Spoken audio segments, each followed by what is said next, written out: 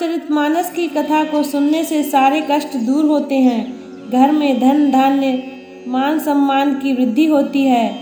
अंत में मनुष्य को मोक्ष की प्राप्ति होती है। आज की कथा है सीता और लक्ष्मण का अनुग्रह।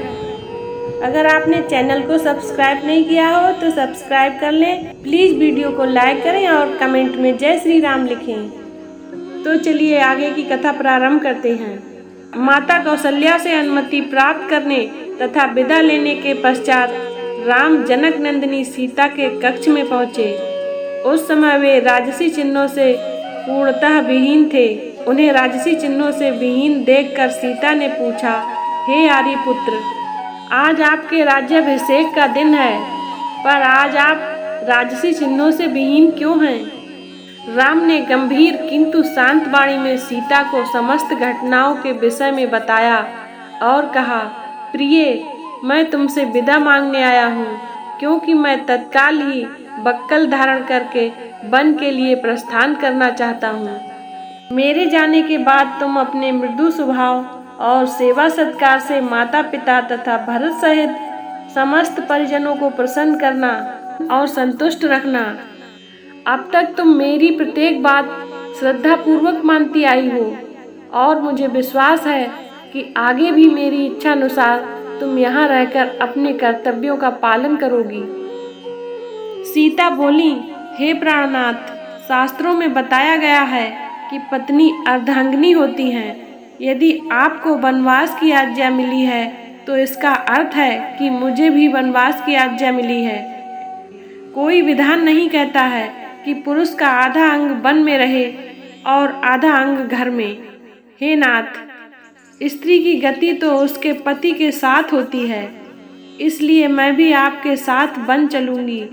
आपके साथ रहकर वहाँ मैं आपके चरणों की सेवा करके अपना कर्तव्य निभाऊंगी।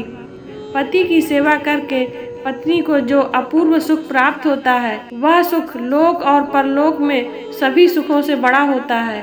पत्नी के लिए पति ही परमेश्वर है। यदि आप कंदमूल फल आदि से अपनी उदर पूर्ति करेंगे तो मैं भी अपनी क्षुधा वैसे ही शांत करूंगी।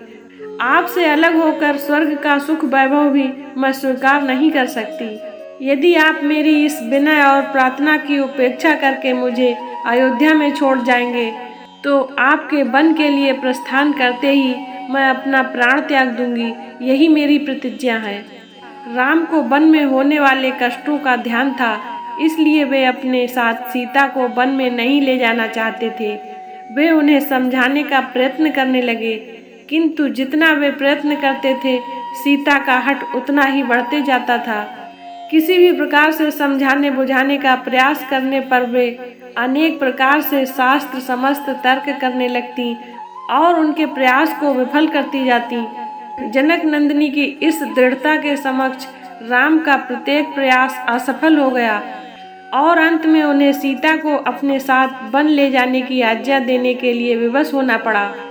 सीता की तरह ही लक्ष्मण ने भी राम के साथ वन में जाने के लिए बहुत अनुग्रह किया।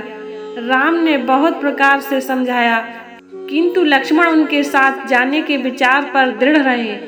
परिणाम स्वरूप राम को लक्ष्मण की दृढ़ता, स्नेह तथा अनुग्रह के सामने भी झुकना पड़ा और लक्ष्मण को भी साथ जाने की अनुमति देनी ही पड़ी।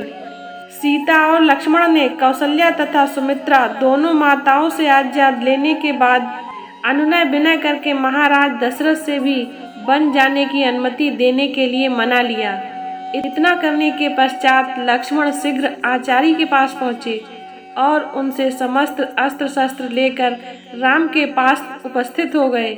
लक्ष्मण के आने पर राम ने कहा, हे सौमित्र, वन के लिए प्रस्थान करने के पूर्व मैं अपनी संपूर्ण संपत्ति ब्राह्मणों, दास दासियों तथा याचकों में वितरण करना चाहता हूँ। इसलिए तुम गुरु वशिष्ठ के ज्येष्ठ पुत्र को बुला लाओ। आज की कथा को यहीं पर विराम देते हैं। इससे आगे की कथा है वन गमन पूर्व राम के द्वारा दान। देखना ना भूलें। इसी तरह की ज्ञानवर्धक कथा कहानियाँ सुनने के लिए हमारे चैनल को ज़्यादा से ज़्यादा लाइक शेयर एंड सब्सक्राइब करें। जय श्री राम।